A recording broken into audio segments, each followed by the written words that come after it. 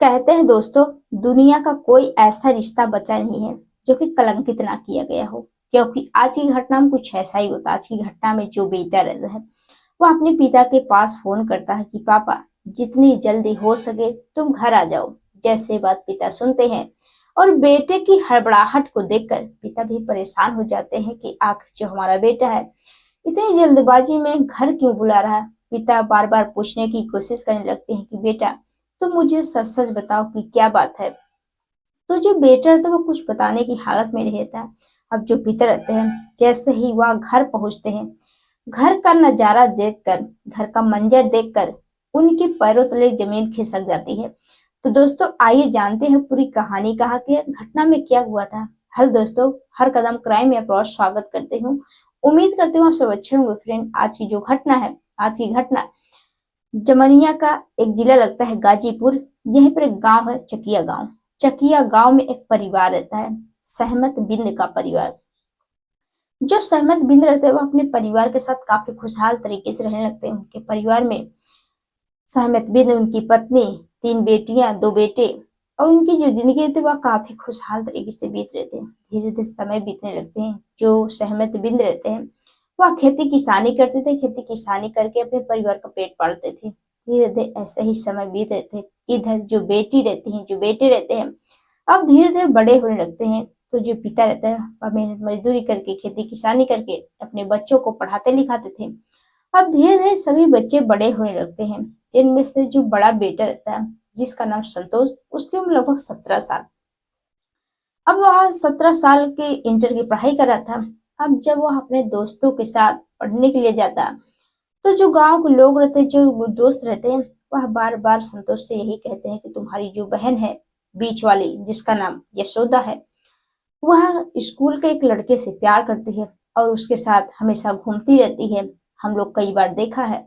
अब जैसे ही बात संतोष सुनता है, उसको बड़ा बुरा लगता है कि हमारी जो बहन है हम लोगों का नाक कटवा रही है, हमारी कितनी बदनामी करवा रही है और दूसरे लड़कों के साथ घूमती है, टहलती है। अब ये सब चीजें देखकर जो भाई तो बेहद परेशान हो जाता है। वह घर आने के बाद अपने पिता से बताने की कोशिश करता, माँ से बताने की कोशिश करता, लेकिन उसकी हिम्मत नहीं होती है कि जो हमारी बहन ऐसा काम कर सकती है। लेकिन धीरे धीरे ऐसे ही समय बीत रहे थे। एक लोग कहते हैं, 2 लोग को, कई लोग गांव के लोग भी कहते हैं कि तुम्हारी जो बहन है उसकी चाल चलन ठीक नहीं है और तुम्हारी बहन दूसरों के साथ घूमती रहती है। अब संतोष को बड़ा बुरा लगता है कि अब हमारी जो इज्जत है, हमारी हमारी बहन मिट्टी में मिला रही है। इसलिए उसको बुरा लगता है। एक दिन वह प्लानिंग करता है। वह सोचता है कि अपनी ही बहन को हम रास्ते से हटा दें ताकि सारा जो झंझट है वह समाप्त हो जाए। बहन इस दुनिया में नहीं रहेगी तो हम लोगों की बदनामी नहीं होगी। इसलिए वह प्लानिंग करता है। एक दिन की यह घटना है।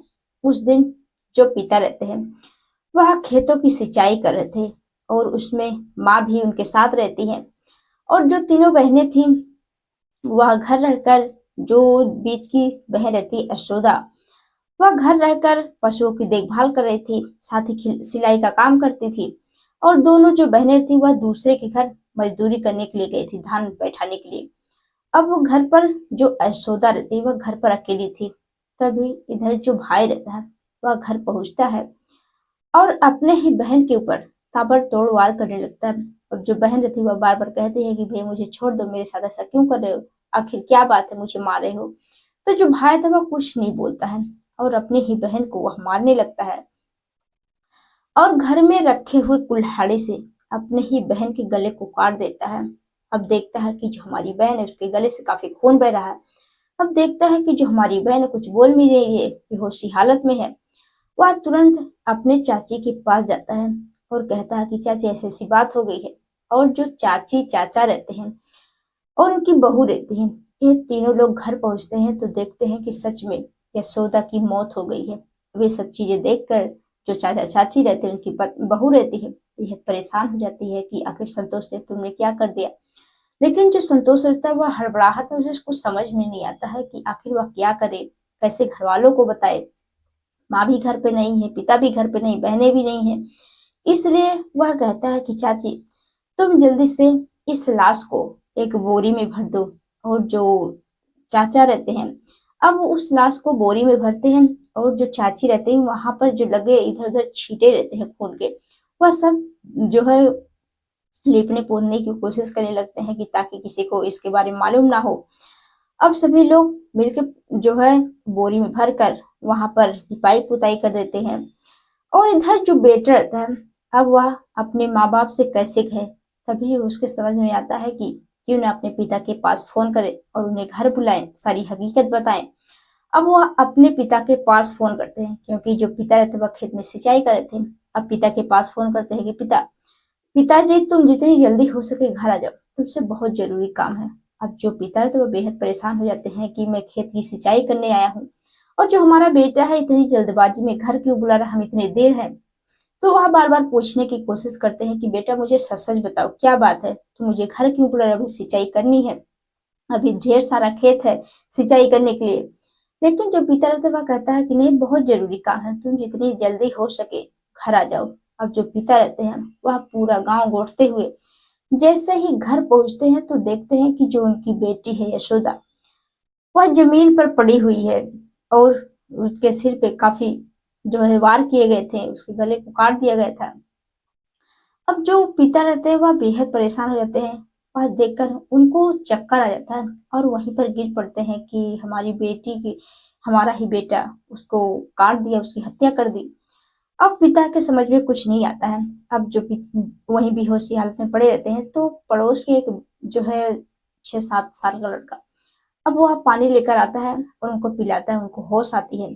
तभी जो गांव के लोग रहते हैं वहां पर सभी लोग पुलिस थाने में फोन कर देते हैं कि साहब यहाँ पर ऐसी वैसी घटना घट गई है। अब जो पुलिस वाले रहते थे तुरंत वहां पर पहुंच जाते हैं और पिता से पूछताछ करते हैं कि आखिर यह सब किसने किया। तो जो पिता रहते हैं वह बताते हैं कि साहब अब पिता करे तो करे क्या, उनको तो सारी हकीकत बतानी ही पड़ी। अब जो पिता रहते हैं वह कहते हैं कि साहब हमारा जो बड़ा बेटा है संतोष, जिसकी उम्र लगभग 17 साल, वही हमारी बेटी के साथ ऐसा काम किया, हुआ हमारी बेटी की बड़ी ही बेरहमी से हत्या कर दिया। अब जैसे बात पुलिस वाले सुनते हैं सबसे पहले उस लाश को पोस्टमार्टम के लिए भेज देते हैं और इधर जो संतोष रहता है वह घर से गायब हो जाता है। अब पुलिस वाले इधर ढूंढते हैं लेकिन संतोष का कहीं कुछ पता नहीं चलता है। अब जो पुलिस वाले रहते हैं बार बार पिता से कहते हैं कि तुम उसके पास फोन करो और उससे जितनी जल्दी हो सके उसको पकड़वाओ। अब जो पिता रहता है वह जब बार बार फोन करता है तो जो बेटा रहता है वह अपनी मोबाइल स्विच ऑफ करता है और वह गांव की कुछ दूरी पर जाकर वही खेतों में छुप जाता है। 1 दिन बीत जाते हैं, 2 दिन बीत जाते हैं, लेकिन संतोष का कुछ पता नहीं चलता है। तभी तीसरे दिन जैसे ही मोबाइल ऑन होती है तो जो पिता रहते हैं वह अपने बेटे के पास फोन करते हैं कि बेटा तुम कहाँ पर हो, तुमने जो भी किया वो अच्छा नहीं किया है, तुम्हें सारी हकीकत बता देनी चाहिए, पुलिस तुम्हारे पीछे पड़ी है। वह कहते हैं कि तुम घर आ जाओ। अब जैसे ही बेटा घर पहुंचता है और जो पिता रहते हैं वह तुरंत नजदीकी पुलिस थाने फोन कर बता देते हैं कि साहब जो हमारा बेटा है वह घर पर आ गया। अब पुलिस वाले संतोष को पकड़कर संतोष के साथ साथ जो उसके चाचा चाची और उनकी बहू रहती हैं, इन चारों को पकड़कर गिरफ्तार करके जेल भेज देती है, क्योंकि उन लोग उसके साथ दिए थे।